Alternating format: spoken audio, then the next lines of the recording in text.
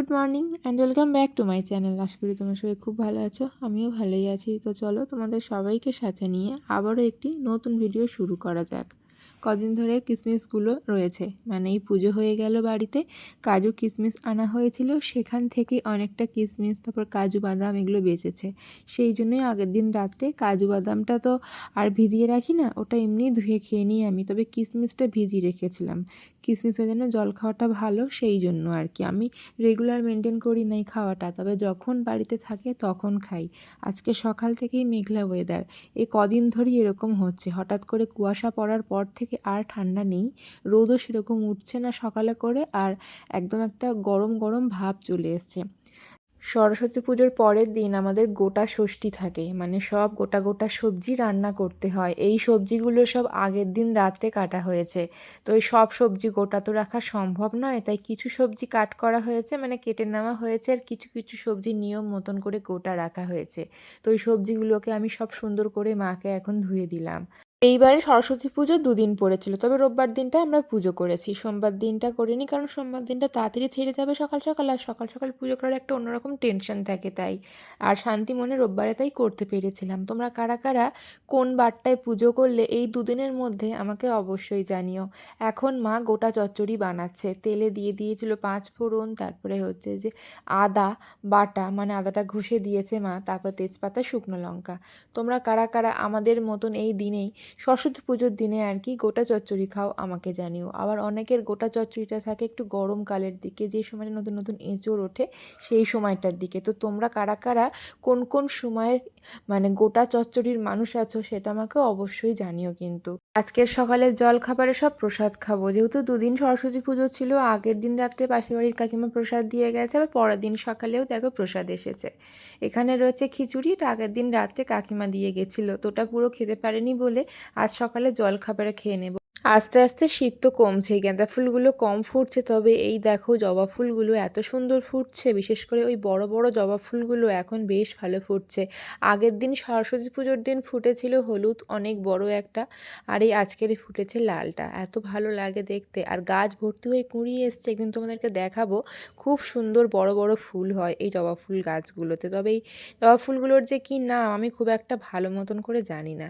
আর এই যে মা চচ্চড়ি কমপ্লিট করে ফেলেছে, লাস্টে একটু দিয়েছে বড়ি আর ওই নানান রকমের মশলা ভাজা, দারুণ সুন্দর গন্ধ বেরিয়েছে, পুরো এক কড়াই মতন হয়েছে, কারণ ওই একটাই তরকারি আজকের, আর আজকের কিন্তু পান্তা খেতে হয় আমাদের, আর ওই একটা তরকারি দিয়েই দুবেলা খেতে হবে, সেই কারণে সেভাবে আর কি তরকারিটা করা হয়েছে, সবজি বেশি দিয়ে। আর এমনিতে ওই গোটা চচ্চড়ি না একটু বেশি বেশি করে খেতে বেশ ভালোই লাগে, কারণ সব রকম সবজি থাকে, তো এর একটা আলাদা টেস্টই হয়ে যায়। এই যে বইমেলায় বোন পরে গেছিলো শাড়ি, আর অহনা পরে গেছিলো শাড়ি, শুধু আমিই পরিনি, আমার ইচ্ছে ছিল পরার, কিন্তু আমার সেদিন আর পরতে ভালো লাগেনি।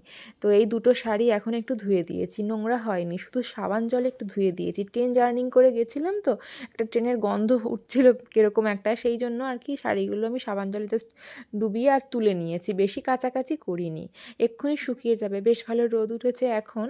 আর এই দেখো এই সাপটা আমি যখন বাইরে ঝাঁট দিতে এসেছিলাম তারপরে দেখতে পেয়েই বোনকে ডাক দিয়েছিলাম, পাশের বাড়ির কাকিমার কামরাঙ্গা গাছে উঠেছিল, আর ওটাই বোন খুব মজা করে ভিডিও করেছিল। আর ওই যে আমার পিছনে দেখতে পাচ্ছ কলটা নেই, খোলা হয়ে গেছে, আমরা যে কেউ মাছ দিয়ে যায়, সে কাকুই আগের দিন না কলটা খুলে দিয়েছিল, মানে সরস্বতী পুজোর আগে, তো কাকু বললো সারাতে পারবে, সেই জন্য আর কি এরকম করে খুলে এখন রাখা হয়েছে। কাকু দুটো জিনিস কিনতে বলেছে, কেনা হয়ে গেলে কাকু আবার নিজে এসে লাগিয়ে দিয়ে যাবে। এদিকে বোন পুজো করতে বসে গেছে, একটু তাড়াতাড়ি পুজো করা হয়ে গেল আজকেরে, কারণ হচ্ছে মা ষষ্ঠী ঠাকুরকে উঠিয়ে আবার রাখা হয়েছে। আর এই কিশমিশ আমি তখন খাইনি, শুধু জল খেয়েছিলাম, তাই ওই টুকটুক করে সারাদিন একটু একটু করে খেয়ে শেষ করলাম।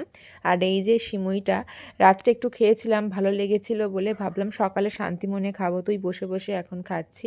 কাজের ফাঁকে ফাঁকে বেশ প্রসাদ খেতে খেতে আমার এই গোটা চচ্চড়ির দিনটা বেশ ভালোই কাটছে।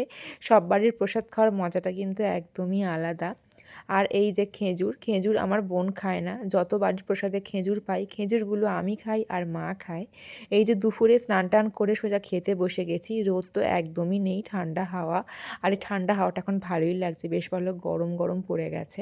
তো গোটা চচ্চড়ি দিয়ে পরিষ্কার পান্তা ভাত খেলাম, দারুণ সুন্দর লাগে পান্তা ভাতের সাথে এরকম মিক্স একটা চচ্চড়ি বা আলু ভাজা, তো এই একটা দিন আমরা পান্তা খাই। শাড়িগুলো শুকিয়ে গেছে বলে সুন্দর করে এখন ভাঁজ করে রেখে দেব। তবে পান্তাটা দুবেলা খেতে হয়, এটা নিয়ম, মানে সেই রান্না পুজোর মতন।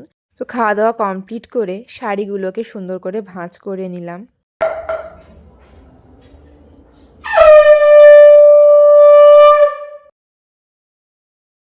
ঠান্ডাটা একদম নেই, তাই আর ঠাকুরকে ঢাকলাম না। পরের বার থেকে পর্দাগুলো একদমই খুলে দেব, সোয়েটার টুপি সবই খুলে দেব গোপালের গায়ে থেকে। মার গা থেকেও সোয়েটার খুলে দিতে চাই, এখন বেশ ভালো গরম, আমরাই সোয়েটার তারপর চাদর টুপি কিছুই গায়ে দিচ্ছি না।